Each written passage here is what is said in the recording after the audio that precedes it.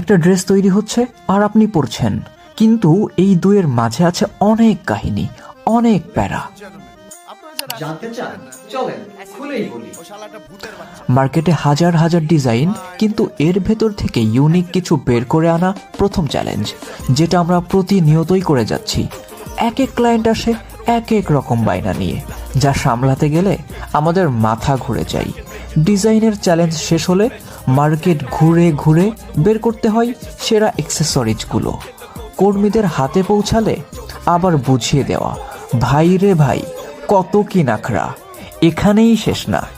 তারপর ধাপে ধাপে যাবে মেশিনে, কত যত্ন করে আপনার জন্য আমাদের আয়োজন।